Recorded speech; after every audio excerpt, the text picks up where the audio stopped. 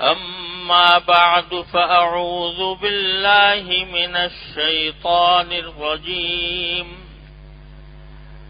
بسم الله الرحمن الرحيم يا أيها الذين آمنوا كتب عليكم الصيام كما كتب على الذين من قبلكم لعلكم تتقون آمنت بالله صدق الله مولانا العظيم وصدق رسوله النبي الكريم ونحن على ذلك من الشاهدين والشاكرين والحمد لله رب العالمين.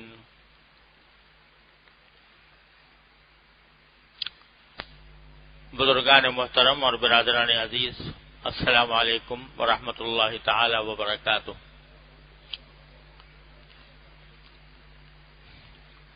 اللہ جل جلالہ کے فضل و کرم سے ہمیں اپنی زندگی میں ایک اور رمضان عطا ہوا. اللہ تبارک و تعالی کا فضل و کرم ہے کہ ہمیں یہ نعمت ملی. وہ نعمت جس کے بارے میں روایات میں یہ آتا ہے کہ رسول کریم صلی اللہ علیہ وسلم ماہ رجب سے اس کا انتظار فرماتے تھے اور یہ دعا فرمایا کرتے تھے کہ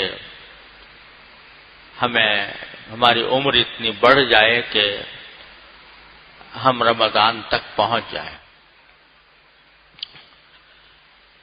کیونکہ اللہ تبارک و تعالی نے اس مہینے کو اپنے بندوں پر رحمتیں نازل کرنے کے لیے یہ مہینہ مقرر فرمایا ہے.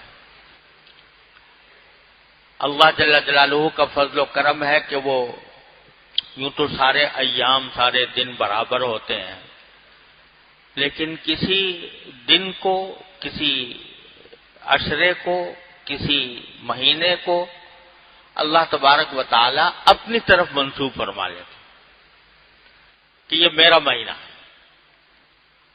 اور میری رحمتوں کا مہینہ. تو بس اس نسبت کی وجہ سے اس کی عظمت اور اس کی رحمتیں دوسروں کے مقابلے میں کہیں زیادہ بڑھ جاتی ہیں. تو اسی طرح اللہ تبارک و تعالی نے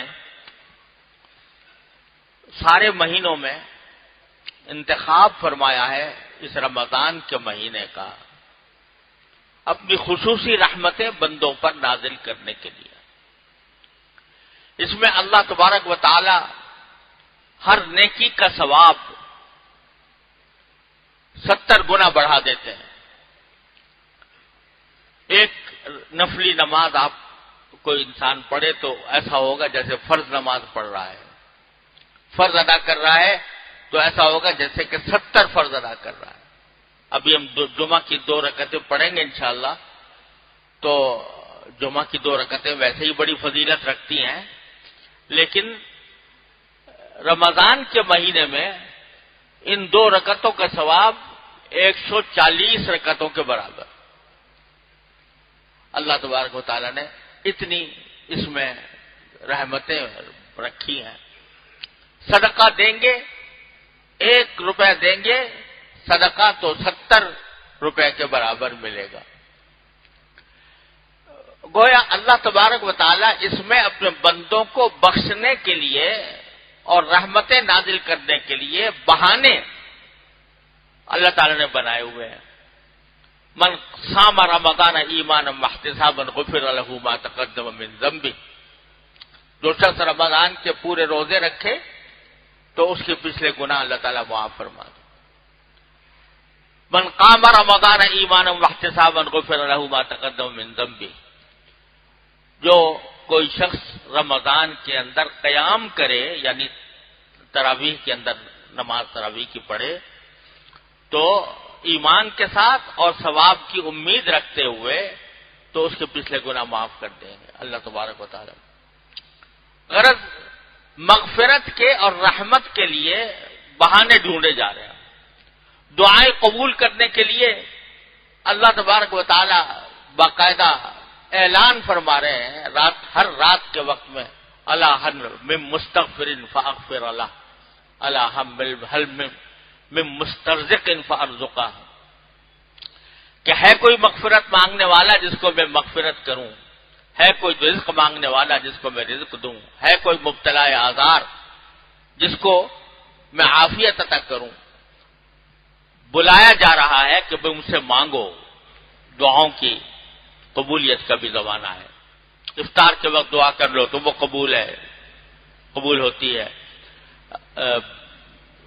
نمازوں کے درمیان جو وقفہ ہوتا ہے تو اذان اور اقامت کے درمیان، اس میں اللہ تبارک و تعالیٰ قبول فرماتے ہیں۔ غرض دعاؤں کی قبولیت کے لیے، انسان کے گناہوں کی مغفرت کے لیے، رحمتوں کے نزول کے لیے اس مہینے کو اللہ تبارک و تعالیٰ نے خاص فرما لیا ہے تاکہ میرے بندے آئیں اور میری طرف متوجہ ہوں۔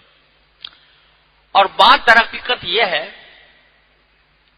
کہ قرآن کریم نے ایک دوسری آیت کریمہ میں ارشاد فرمایا کہ وَمَا خَلَقْتُ الْجِنَّ وَالْإِنسَ إِلَّا لِيَعْبُدُونِ، میں نے جنات اور انسانوں کو صرف ایک کام کے لیے پیدا کیا، وہ یہ ہے کہ وہ میری بندگی کرے، میری عبادت کرے، عبادت کے لیے پیدا کیا، جس کے معنی یہ ہے کہ جتنے بھی دنیا کے کام ہیں وہ سب تابع ہیں، اصل مقصود کیا ہے؟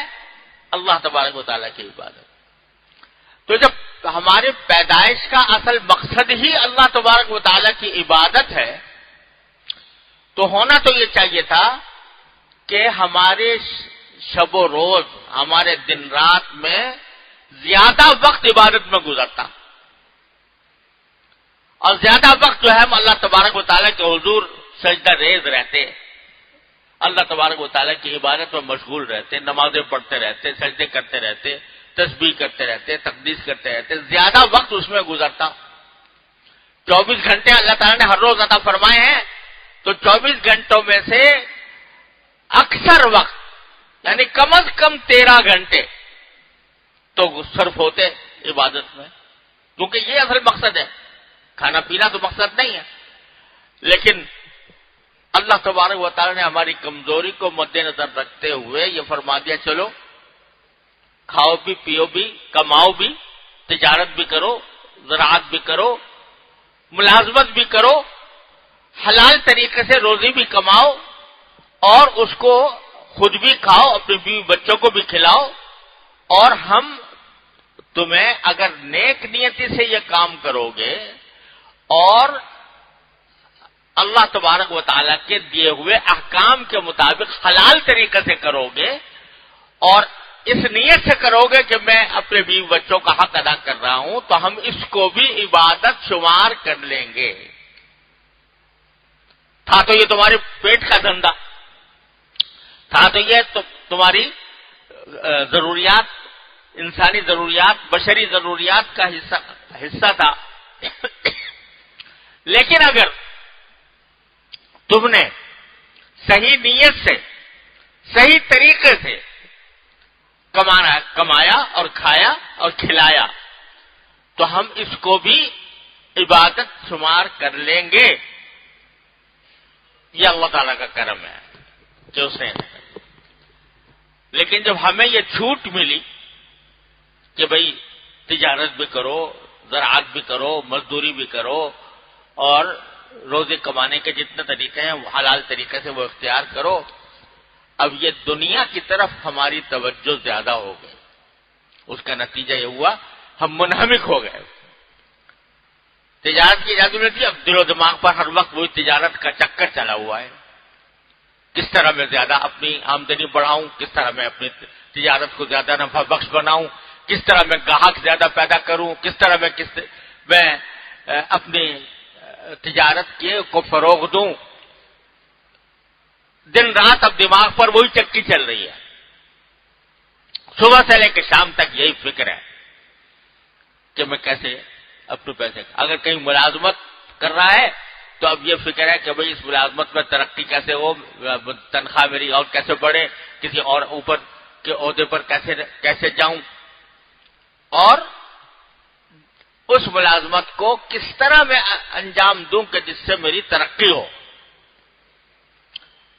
آج مجھے تنخواہ مل رہی ہے، اس تنخواہ کے اندر کس طرح میں اپنا کھانا اچھا بناؤں، کس طرح اپنی سواری اچھی کروں، کس طرح اپنا مکان اچھا بناؤں، یہ سارے تصورات اور خیالات ہیں جو دل و دماغ کے اوپر چھا گئے۔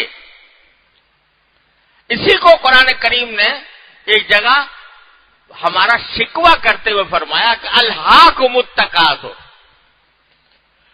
کہ اللہ تبارک و تعالیٰ فرماتے ہیں کہ تم نے ہر چیز کو زیادہ حاصل بٹورنے کے فکر نے تمہیں اصل مقصد سے غافل کر دیا ہے، یعنی تمہاری زندگی کا جو اصل مقصد تھا کہ میری عبادت کرو، اس سے تمہیں غافل کر رکھا ہے زیادہ سے زیادہ دولت کمانے کی فکر نے، اور زیادہ سے زیادہ لذت حاصل کرنے، زیادہ سے زیادہ راحت حاصل کرنے کی فکر نے تمہیں اصل مقصد سے غافل کر دیا۔ یہ شکوہ کیا قرآن کریم نے۔ تو اللہ تعالیٰ نے اجازت تو دی تھی ہمارے اوپر رحمت کرتے ہوئے کہ چلو کھاؤ پیو کماؤ صحیح طریقے سے، حلال طریقے سے، لیکن یہ ذہن میں رکھو کہ جانا میرے پاس ہے۔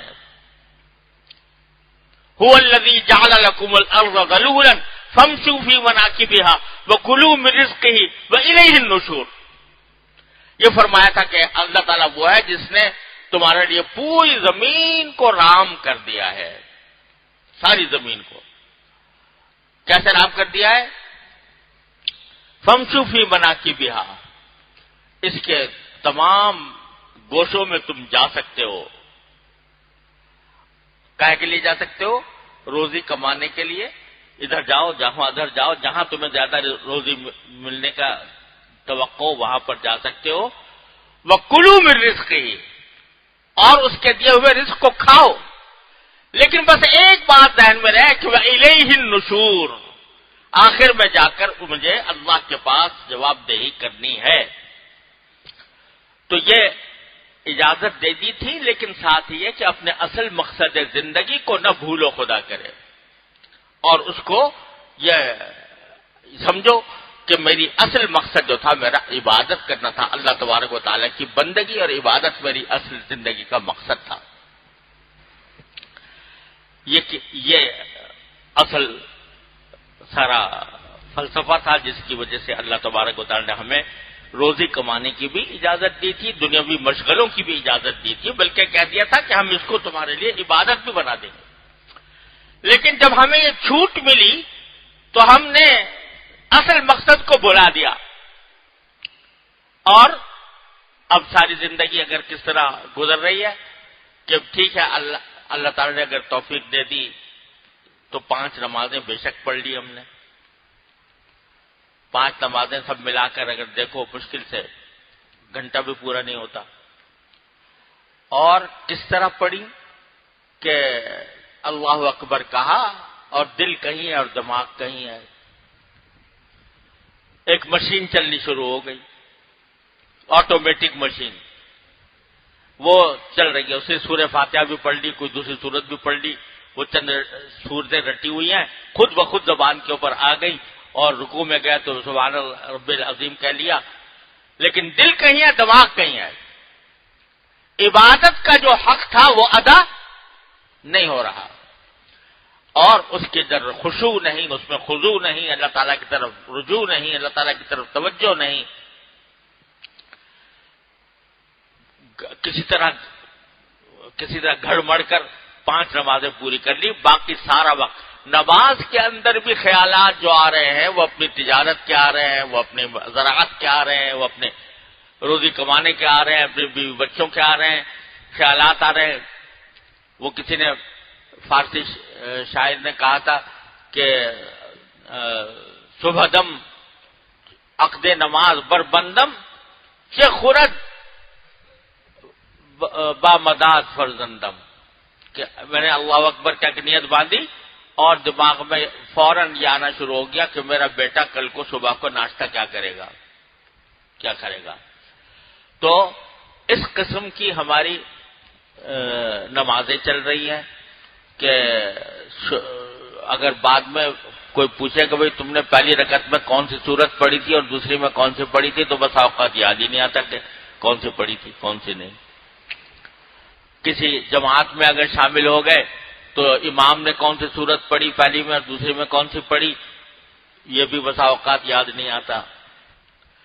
تو عبادت کا جو اصل مقصد تھا زندگی کا، عبادت، وہ نہ صرف یہ کہ سکڑ کر تھوڑا سا رہ گیا، اور وہ تھوڑا سا رہنے کے نتیجے میں وہ تھوڑا بھی حق ادا کیے بغیر اس طرح گزر گیا. تو کیا مانا کہ ہم جس مقصد زندگی کے لیے پیدا کیے گئے تھے، سال کے 11 مہینے عام طور سے اس سے دور چلے جاتے ہیں، اس سے بھٹک جاتے ہیں، ذہن کہیں، دماغ کہیں، تصورات کہیں. اللہ تبارک و تعالیٰ نے یہ رمضان کا مہینہ ہمیں عطا فرمایا. وہ اس لیے عطا فرمایا کہ ارے ایسا لگتا ہے کہ جیسے اللہ تعالیٰ فرما رہے ہیں، ارے کہاں بھاگے جا رہے ہو، میرے پاس آؤ. کہاں دوڑے جا رہے ہو، کہاں بھٹکے جا رہے ہو، میرے پاس آؤ. ان دنوں کے اندر اللہ تبارک و تعالیٰ نے انسان کو اس بات کا موقع عطا فرمایا کہ سال کے 11 مہینے جو وہ غفلت کی حالت میں گزار رہا تھا اور دنیاوی تصورات اس کے اوپر چھائے ہوئے تھے، اللہ تبارک و تعالیٰ نے اس مہینے کو اس لیے مقرر فرمایا کہ آؤ اور آ کر اب میری طرف متوجہ ہو، میرے ساتھ تعلق مضبوط کرو، میرے ساتھ تعلق مضبوط کرو، میرے زیادہ قریب آؤ اور میری خاطر کچھ تھوڑی سی مادی مشقتیں اٹھاؤ. یہ جو تمہارا دل و دماغ اور تمہارا ذہن اور تمہارا جسم لذتوں کا عادی بن گیا ہے، لذتوں کا، راحتوں کا، اور اسی لذتوں اور راحتوں کے گرد تمہاری ساری دنیا کی سرگرمیاں چل رہی ہیں، اس کو تھوڑا سا سمیٹو اور اس کو سمیٹ کر اب اللہ جل جلالہ کی عبادت کی طرف زیادہ متوجہ ہو. چنانچہ ایک عبادت تو فرض کر دی، کیا؟ روزہ. ایک مہینہ اس طرح گزارو کہ دن کے وقت میں نہ کھانا ہے نہ پینا ہے. دن کے وقت میں تمہیں مکمل روزہ رکھنا ہے، کھا نہیں سکتے، پی نہیں سکتے. بھوک لگے تو لگے، پیاس لگے تو لگے، لیکن اللہ کے حکم کے آگے تمہیں کھانے سے اور پینے سے پرہیز کرنا ہے. یہ تمہیں عادی بنایا جا رہا ہے اس بات کا کہ تم اللہ کے حکم کے آگے اپنی خواہشات کو پامال کرو. خواہشات انسان کی وہ گناہوں کی طرف لے جاتی ہے، تو ان خواہشات کو پامال کر کے اللہ تبارک و تعالیٰ کے حضور، اللہ تعالیٰ کی اطاعت میں ان کو استعمال کرنا، اپنے ذات کو استعمال کرنا، یہ سکھایا جا رہا ہے اس ایک مہینے کے اندر. الحمدللہ جب کوئی بندہ روزہ رکھتا ہے، مسلمان بندہ، چاہے کتنا ہی گیا سے گیا ہو، گیا سے گیا مسلمان، وہ اگر روزہ رکھے گا تو پھر روزہ رکھے گا، یعنی کھائے گا نہیں، پیے گا نہیں. تنہائی ہو، کوئی دیکھ نہ رہا ہو اور پیاس لگ رہی ہو، پھر بھی اگر روزہ رکھا ہے تو پانی پیے گا؟ نہیں پیے گا. ایک مسلمان، اس کے سامنے اگر کوئی بڑی سے بڑی لالچ دے دو اور یہ کہے کہ بھئی اتنے پیسے لے لو اور روزہ توڑ دو، تو کوئی مسلمان آمادہ نہیں ہوگا. گیا سے گیا مسلمان بھی آمادہ نہیں ہوگا. یہ کیا ہو رہا ہے؟ یہ دل میں تقویٰ کی شمع روشن کی جا رہی ہے. تقویٰ کی شمع روشن کی جا رہی ہے کہ خواہشات کو قربان کرنا ہے اللہ جل جلالہ کے حضور. تو یہ ایک اللہ تبارک و تعالیٰ نے مہینے بھر کا کورس، تربیتی کورس اس بات کے لیے رکھ دیا کہ تمہارا دل چاہ رہا ہے کہ کھانا کھاؤں، نہیں کھاؤ گے. تمہارا دل چاہ رہا ہے پانی پیوں؟ نہیں پیو گے۔ کیوں نہیں پیو گے؟ میرے حکم کے خلاف ہوگا، میری نافرمانی ہوگی۔ تو یہ تمہیں اسی کو فرمایا اللہ تعالیٰ نے کیا تمہارے اوپر روزے اس لیے فرض کیے گئے ہیں تاکہ تم تقوی اختیار کو۔ یا ایھا الذین آمنوا کتب علیکم الصیام کما کتب علی الذین من قبلکم لعلکم تتقون، اس لیے تاکہ تقوی پیدا ہو۔ یہ جو تم دن کے وقت میں شدید پیاس لگ رہی ہے، گرمی کا موسم ہے، ٹھنڈا پانی موجود ہے، نہیں پی رہے، یہ کیا ہے؟ یہ تقوی ہے۔ یہ تقوی ہے جو تمہیں پانی پینے سے روک رہا ہے، یہ تقوی ہے جو تمہیں کھانا کھانے سے روک رہا ہے۔ تو یہ پیدا کرنا مقصود ہے اس رمضان کے اندر۔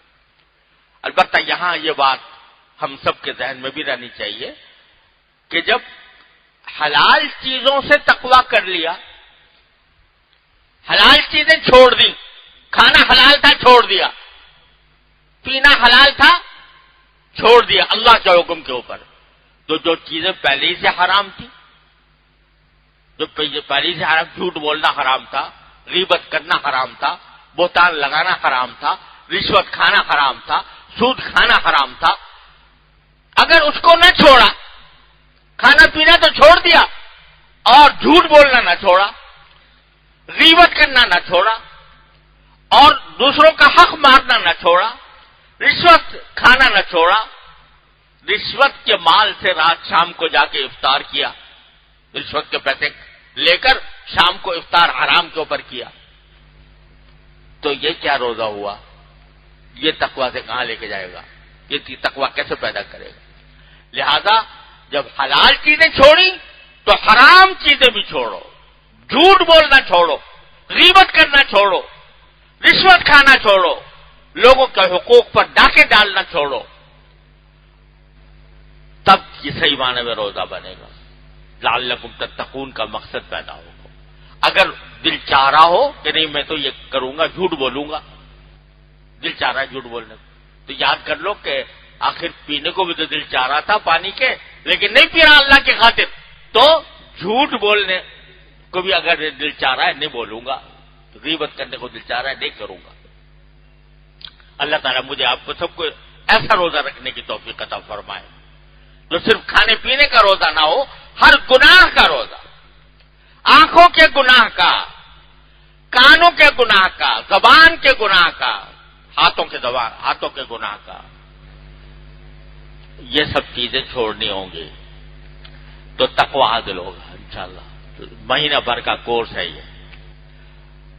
بات ذرا دوسری طرف چلی گئی، میں کہنا یہ چاہ رہا تھا کہ اللہ تبارک و تعالی اس مہینے کے اندر بندے کو ایک طرح سے غفلت سے نکال کر اپنے تعلق، اپنے قرب کا ذریعہ بنانا چاہتے ہیں کہ کہاں بھاگے جا رہے ہو، دوسری طرف میرے طرف آؤ، میری عبادت کرو، میرا ذکر کرو، مجھ سے دعائیں کرو، میرے آگے سجدے کرو۔